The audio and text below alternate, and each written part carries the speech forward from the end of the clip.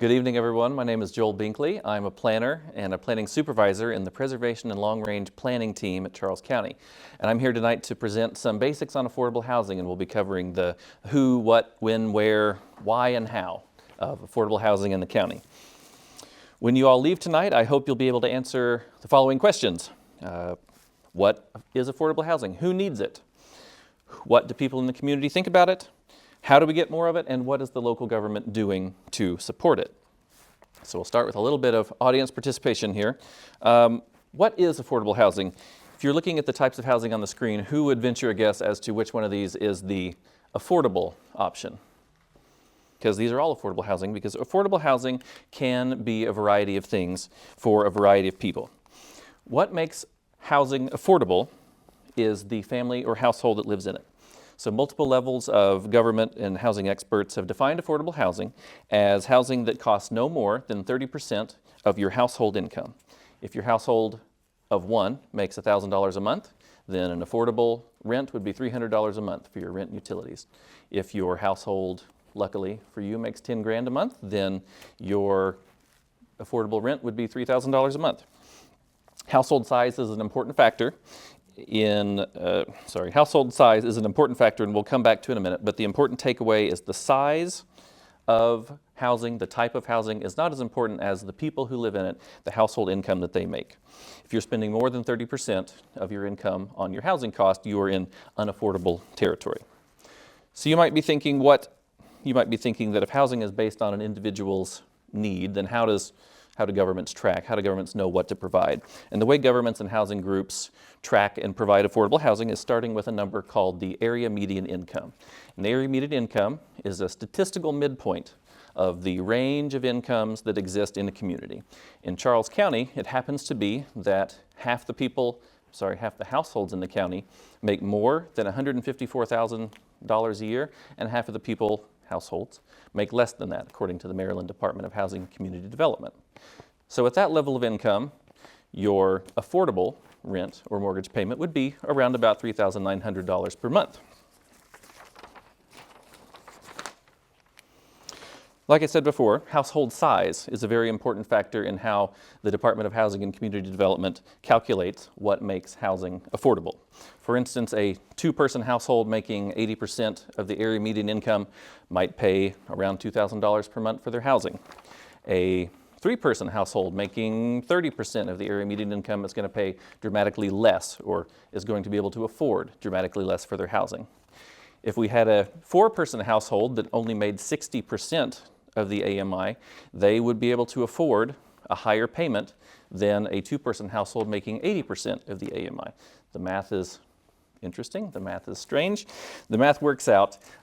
So all that to say, household size plays a very important and defining role in what makes housing affordable. We'll talk more about that in a minute.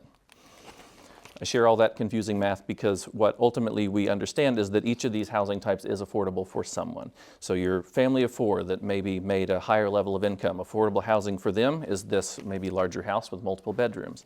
If you're a three-person household, and I just realized there's a small child there, so that is actually a four-person household. If they're making 30% of the area median income, then this housing is affordable for them. Everyone from a large family with a high income to a medium size or a small family and a low income needs a place to live, and affordable housing can fit a multitude of options for a variety of families. To summarize, housing that is affordable is not based on building type. It is dependent on household income and the makeup of the families that live there. So you might be wondering, who are these households? Who are the people in our county that need affordable housing?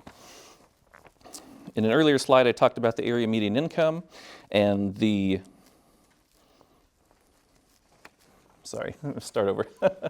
an earlier slide, I talked about area median income, and at the risk of introducing more math, I thought we should take a deep dive into a little about who affordable housing is meant to serve in our community. So in any community, you have a range of incomes from the poorest households to the richest households. And we know that folks making 120% of the area median income do not need government assistance in finding a place to live. Whereas on the other end of the spectrum, those making less than 30% of the area median income do need a higher range of services to be able to keep them in safe housing. But affordable housing, the type that we're talking about, addresses the households who have jobs, who make consistent income, but not quite enough to afford to live in the average house in Charles County. And we're talking about people who are making between the 30% of the AMI and the 80% of the area median income. That corresponds to a rough range of households making $46,000 to $123,000 a year. Now, just because someone makes less than 100% of the area median income doesn't mean they're lazy, doesn't mean they're working a dead-end job. Just this week, I did a little bit of searching. I found half a dozen good examples of jobs that pay good salaries advertised in Charles County for various public and private employers. All of these jobs, which range from professional to technical, earn less than 100% of the area median income for a single person household. So, it's a lot of numbers. Let's pretend that love is in the air, because it's not Valentine's Day, but it was recently.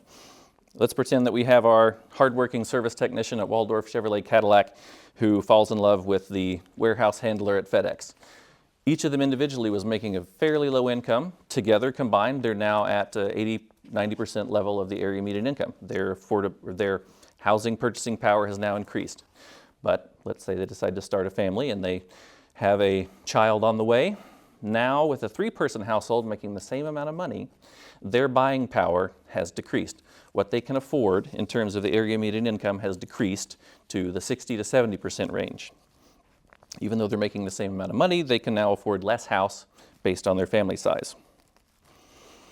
Charles County has a shortage of homes priced at a level that's affordable to households making 100% or less of the area median income. One of the easiest ways to see this phenomenon is just doing a little real estate search. I did some checking yesterday on Realtor.com, and if you look for new housing construction in Charles County, and you just search without any limitations, you'll get a large range of houses starting from the high 300s for a nice townhouse to well over $500,000 for a single-family home with 4 bedrooms. When you search for construction in Charles County that has a maximum price of $300, unfortunately, you find nothing. So, what does that tell us? It tells us that there are a lack of options for people in the middle income categories. And if you think about our couple from Waldorf Chevrolet Cadillac and FedEx, if they, in their combined income of somewhere around the 80% area median income mark, what kind of house can they afford? Working backwards from what their mortgage payment would need to be, it would work out to about a house costing $242,000. There just don't happen to be any of those on the market currently. So to summarize, who needs affordable housing? In Charles County, the answer is pretty simple. It's everyone. Especially folks making at that 80% or less than the area median income. They have far fewer options than everybody else. So knowing that affordable housing can generate some strong opinions, you may all be having some here tonight, we conducted some public outreach and engagement last fall. We wanted to make sure that we had educated everyone on the exact definitions of what we're talking about.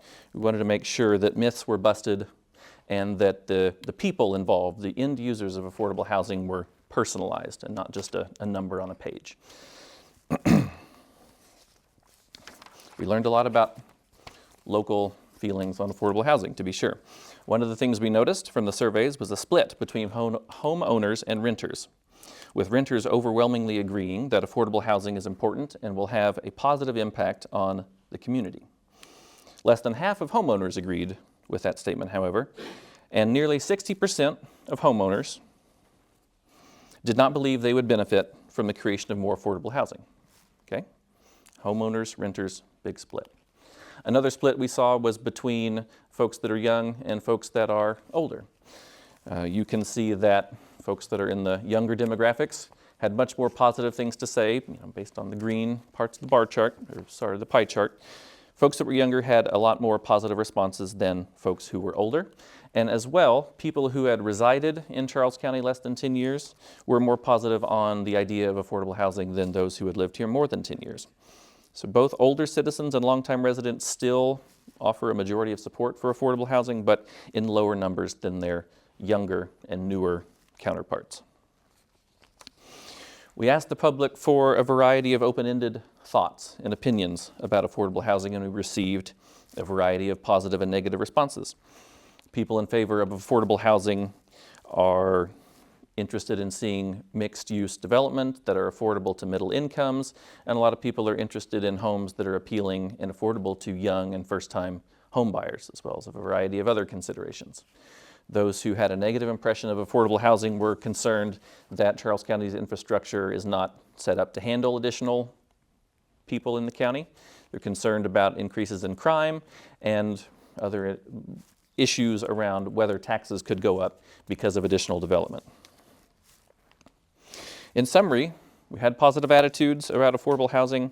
They're more prevalent among the younger and the newer citizens of the county, which makes sense. They're the ones who may need it more than anybody else. But we also heard some legitimate concerns from citizens based on what fears they have over what affordable housing could mean for the community. And those fears and concerns, I don't want to say fears, concerns need to be addressed. No one wants additional crime in the community. No one wants higher taxes. But affordable housing advocates are asking for a variety. So what affordable housing looks like and what opinions might be out there about it. Affordable housing advocates want something different. They want something new. They want something that doesn't generate the negative outcomes that a lot of people are concerned about. So how do we get more affordable housing in the right way? I'll begin with the biggest challenge to increasing housing affordability across the country, and that's supply and demand. We have a supply problem of residential construction all over America. There are more people needing a house than there are houses for sale. This is true across the country and has been a trend for several years now. The Maryland Realtors Group released some stats last year that the number of units sold were down and the average price of them increased, which is corresponding with the long-term trend that we see across the country. What can Charles County do to help the supply of housing, which could lead to lower prices? Is this what we want? I don't think so. I think everybody would agree that we don't need Soviet housing blocks. We don't need the type of sprawl development that would wipe out farms and all the vegetation in Charles County. Somewhere between the two, or maybe in a totally different direction, there's a middle ground or a different way to approach it. So how do we solve a national problem with a Charles County solution? This looks like providing the right kind of supply of housing, not just a one-size-fits-all, open up the gates, let her rip approach. Citizens told us last year during the public engagement that they wanted a variety of options, like some of the things that have been successful in other jurisdictions, such as accessory dwelling units, housing for mixed living and work and live in the same unit, and other things like cottage apartments that are much lower density than the standard high-rise apartments. People told us in our public outreach that they wanted housing that is dispersed throughout the county. And what that means is we don't concentrate all the affordable units in one neighborhood or in one community. We intersperse them throughout new developments, throughout existing developments. We don't concentrate it because that leads to very negative outcomes. And if we're talking about increasing the number of housing in Charles County, and we're talking about bringing in new citizens to Charles County, we have to do that in a budget-friendly way for the county. We can't be overextending ourselves and committing more infrastructure than we have the money to pay for based on the new citizens coming into the county. To get to the point where Charles County can provide more housing, we can use three types of policies that have been successful in other jurisdictions. And these could be from zoning changes that give more flexibility to how things can be built, public subsidies in limited circumstances to help renters, homeowners, and developers, and policies to protect tenants by keeping existing housing in good shape.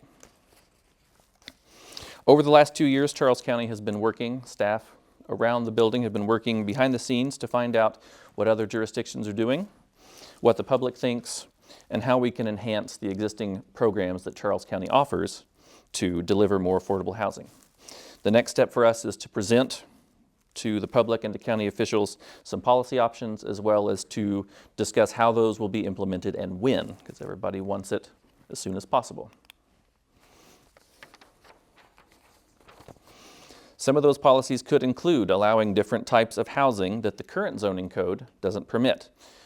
Accessory dwelling units, starter homes, housing that is not single family but not high-rise apartments.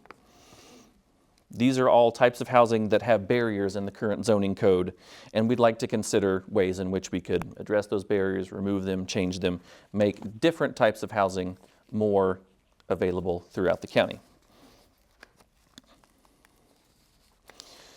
I won't go into the details of all the policies we're considering tonight, because there will be upcoming opportunities to learn more, some more public engagement, some more education coming up, as well as opportunities for everyone to speak out. But these are a sampling of what the Affordable Housing Work Group through Charles County has been considering. Some of these policies haven't gotten anywhere off the ground yet, or just in a discussion stage. Some are already underway. Other departments and county leadership are already formulating how these might work for us. As I mentioned before, this effort has been ongoing for the last couple of years, and we're currently in, I'm sorry, I jumped ahead too far there, pardon me. So with dozens of different policy options that you saw on the previous screen and multiple county agencies involved, these will not be implemented overnight. Some of the short-term options, including the zoning amendments that I mentioned, those can be processed by staff within the next 12 months. But some of the medium and long-term options, some of the more widespread and wide-ranging policy implications may need additional study and public consultation. So this effort has been ongoing for the last couple of years, and we're currently in the phase, here we are today, where we're trying to get some additional public engagement on some specific zoning and land use policy suggestions that staff thinks could move the needle on affordable housing in Charles County. We want to find out what the public thinks about some of those before we recommend them on to the Planning Commission and the Board of County Commissioners. We hope to present that overall strategy to the commissioners this summer and begin implementing those policies and taking anywhere between a few months and a few years to take care of those. We'd love for you to continue to be involved with this effort, so please check out the online Housing Options Survey. I'll have a QR code in a minute if you want to bring it up on your phone, or you can visit the county's Affordable Housing Engage page that I'm sure Doria has mentioned before in the past. Also, please make sure to check out the schedule for the Planning Commission, because in the month of May we'll be bringing these options to the commissioners for some full discussion. And then, of course, later in the summer, that strategy for affordable housing will go to the county commissioners for their approval and their direction in terms of how we prioritize those policies going forward. So thank you for watching. There's the link to click, and we hope you've learned something tonight.